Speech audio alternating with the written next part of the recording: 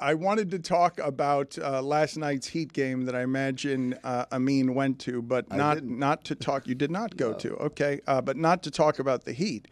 The thing that I wanted to talk to Pablo and Amin about is, has everything the Clippers done worked?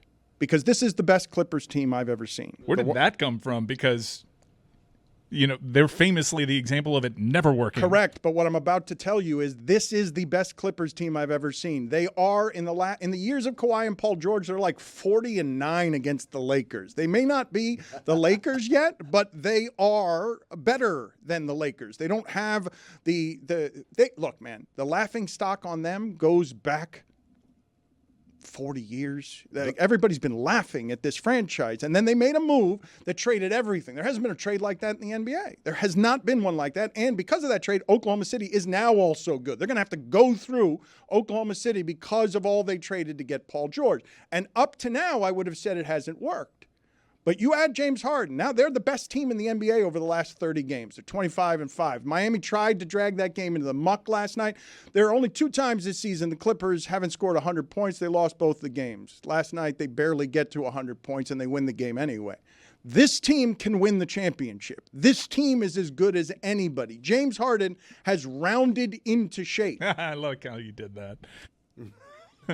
You guys tell me I'm wrong. That's the only way he gets into shape, by rounding into it. Once upon a time, James Harden playing in Miami in the regular season was not a recipe for him being arguably the best player on the floor. Yeah, but you can't change an entire narrative, especially about the Clippers. Yes, 40 years of failure, but also in the last 5 years, repeated failure where these moves haven't worked out. It's all about the playoffs with these guys. Mike, agreed, but what I'm saying, I'm not saying yet that it has worked, although I can make the argument for it because they're no longer a laughingstock, and they have not been with all the load management stuff. They are light years ahead of where they used to be with it, which is just us laughing at them. But this is a legitimate championship contender, and I've never been able to say that about the Clippers. Not with Chris Paul, not with Blake Griffin. I've never thought that of the Clippers. That team I saw last night can win the championship. I would say that the COVID-shortened season was that because they were healthy.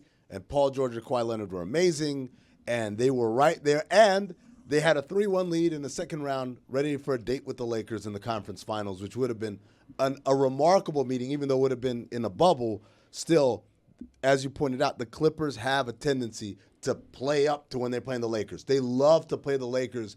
They have this chip on their shoulder. I would have loved to have seen that series. It didn't happen because they blew it, and the Nuggets ended up winning that series. But I would argue, well, yes, this team is really good. They're great even. It's the best Clippers team there's ever been. I'm just saying that 1920 team was pretty damn good too. Okay. I mean, on paper, this You're team, splitting hairs on me. They added James Harden and can now win the championship. Yes, provided certain things happen. That's for everybody. Yes, they can win the championship. It's not something I've ever said about the Clippers. It's a bigger question to be asked when it comes to this team when they're never healthy. Hold on, but then I'm going back to splitting hairs. Yes, you could have said that in 2019, 2020. Okay, absolutely a thing, particularly before COVID. I mean, then it's worked. Then it's worked. Then if I could have said that in 20, then this is the best incarnation of the Clippers that there has ever been. You haven't even hit the All-Star break. Who are you to say it's worked? Here's the thing. I think this highlights something incredibly nuanced in sports conversation, right? The idea that can you say it worked? Only when you win a championship? When you stop the laughter. When you stop all of the laughter. We haven't stopped the laughter. Wait, guys, Amin is so close to saying trust the process. Yeah. I mean, you're so close. You're so close. I haven't even started paying attention yet. That's true. I can't close the door on a narrative when the games don't matter. What matters about Paul George and James Harden and Kawhi Leonard is them all being healthy and doing it in the postseason. Yeah. You can't say it worked.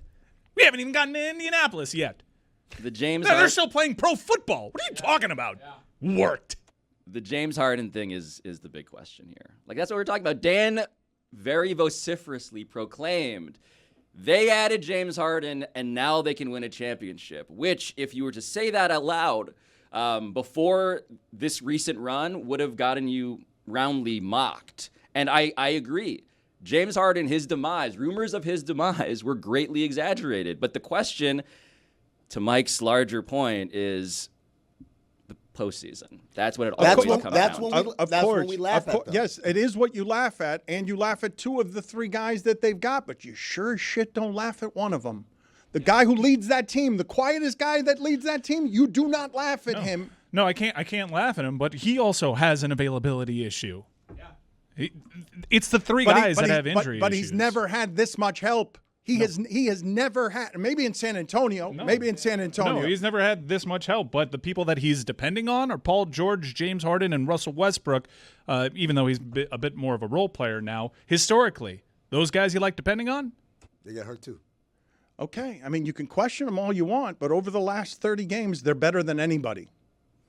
It is funny that this whole experiment, right? It's not just about this season. It's about not an the argument. Steve Ballmer era. Does it elicit groans when you talk about the way they went all in on these guys, left their future to invest in the present? Like this season, this postseason is going to decide whether Steve Ballmer is somebody that we should be mocking or somebody who is like the model of a guy who cares about going all in and cares about basketball. Stugotz isn't here, and yet he's here in spirit. Win the championship in February.